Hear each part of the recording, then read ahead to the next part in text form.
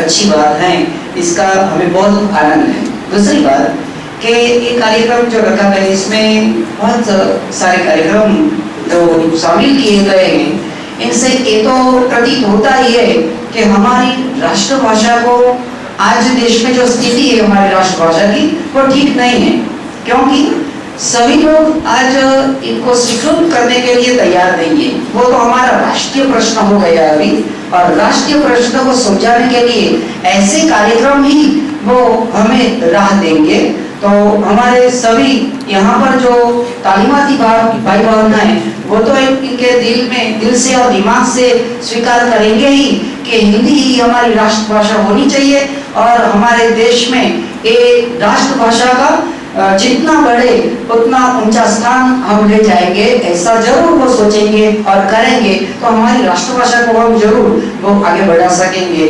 और दूसरी बात ये है कि आजकल शिक्षा में और राजकीय लेवल से भी हिंदी को जितना, राष्ट्रभाषा को जितना प्राधान्य दिया जाना चाहिए उतना नहीं दिया जा रहा।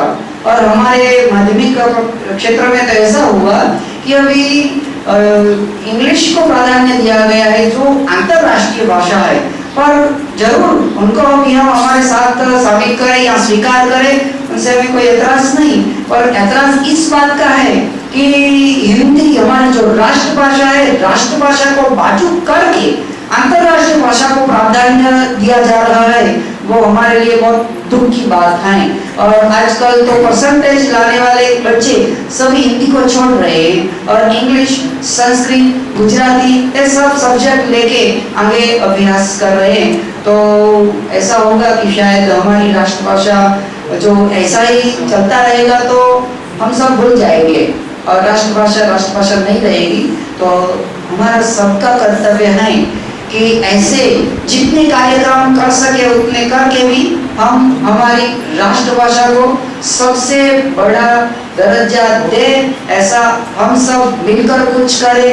बस आप सब हमारी राष्ट्रभाषा को जितनी आगे बढ़ा सके उस बढ़ाने में आप सबका सहयोग मिलेगा, ऐसी आशा रखे मैं मेरी बात को विराम करता हूँ। धन्यवाद साहब ने विचार रखे अपने। मित्रों, निश्चित ही हिंदी की वर्तमान भाषा की जो स्थिति है वो बड़ी दयनीय विचारणीय स्थिति है। जिस देश की राष्ट्रभाषा हो और उसी भाषा के रूप में हमें एक दिवस मनाना पड़ रहा हो, राष्ट्रभाषा का महत्व घट रहा है, बड़े ही विचारी बात।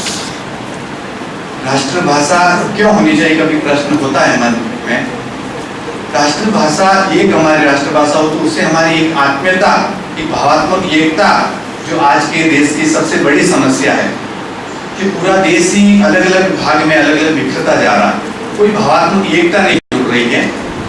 दक्षिण भारत की ओर बात कर रहे हैं, हमारा दक्षिण, उत्तर में उत्तर, पूर्व, सब अलग अलग टुकड़ों में बिखरता जा रहा है। तो जब तक हमारी राष्ट्र की एक भाषा न हो, पूरा देश एक ही भाषा में व्यवहार न करे, तो भावात्मक एकता हम जुड़ नहीं पाएंगे और देश की अखंडता बनी रहे। इसके लिए जरूरी है कि भावात्मक रूप से भी हम जुड़े रहें। कार्यक्रम को आगे बढ़ाते हुए पीटीसी कॉलेज के अध्यापक श्री राजगौर साहब से निवेदन करूंगा कि वो आज के प्रसंग अपने विचार प्रस्तुत करें। श्री राजगौर साहब। विभाग के प्राचार्य श्री, छात्रगण एवं तालीमार्थी भाइयों और बहनों, सवाल हिंदी का है।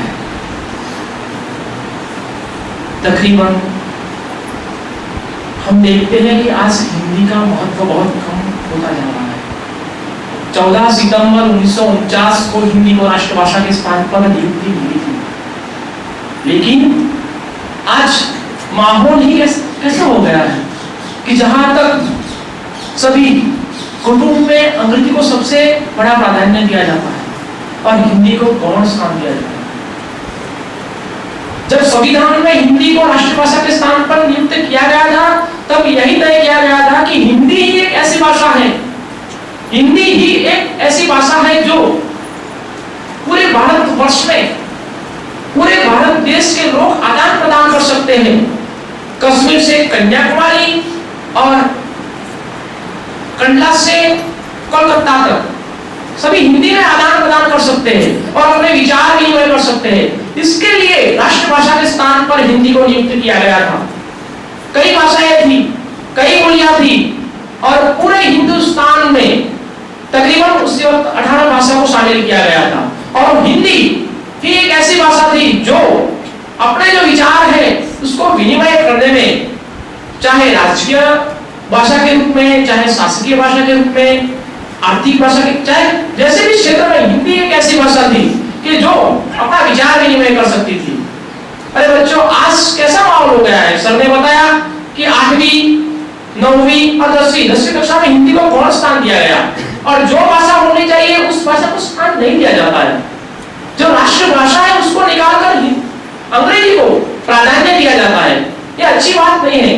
मैं तो आपसे यही कहता हूं कि जिस देश में रहते हो, जिस देश के अंदर से बोलते हो, अरे जिस देश का नमक खाते हो, उस देश की मिट्टी को सलाम नहीं कर सकते, उस देश की मिट्टी को प्रणाम नहीं कर सकते, तो इस देश में जीने का कोई अधिकार नहीं आपको। जीवो, शान से जीना सीखो।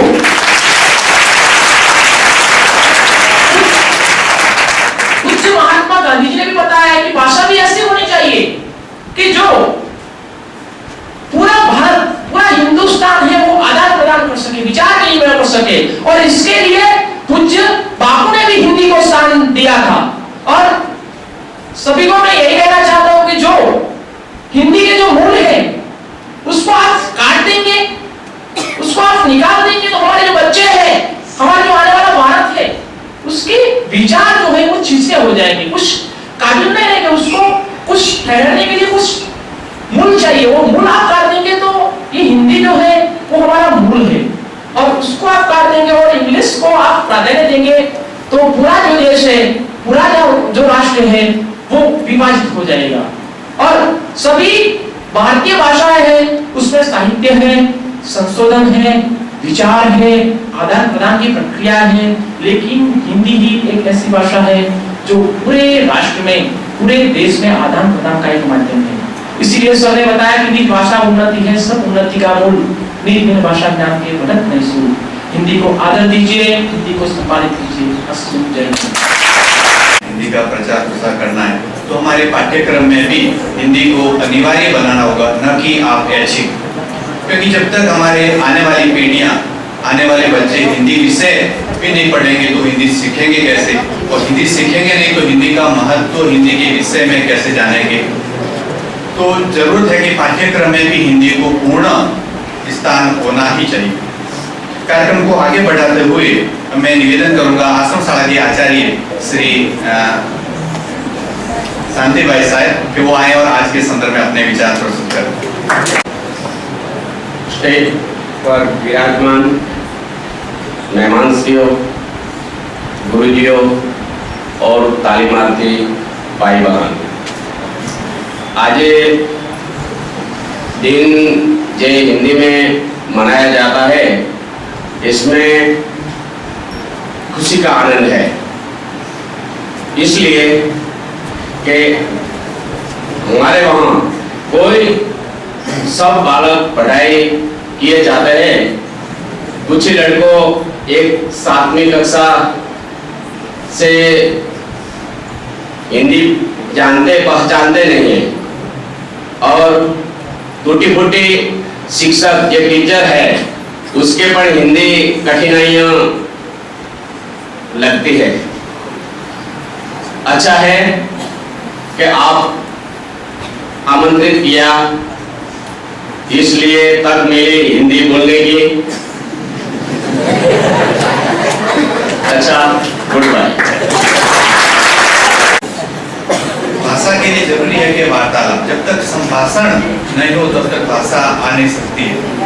कोई भी भाषा हो, किसी भी प्रकार की भाषा, जब तक उसको उच्चारण आप बोलेंगे नहीं, वार्तालाप नहीं करेंगे, संभाषण नहीं होगा तो वो भाषा हमारे व्यवहार में नहीं आती। भले साहित्य दृष्टि से कितनी ही हम पढ़ लें, सीख लें, पर व्यवहार में तभी आती है कि जब तक हम उसमें टॉक करें, संभाषण करें। कार्यक्रम की आगे की कड़ी में मैं निवेदन करूंगा श्रीमती कुमुद बहन, कन्या विद्यालय के आचार्य, कि वो आज के संदर्भ में अपने विचार प्रस्तुत करें। कुमुद बहन।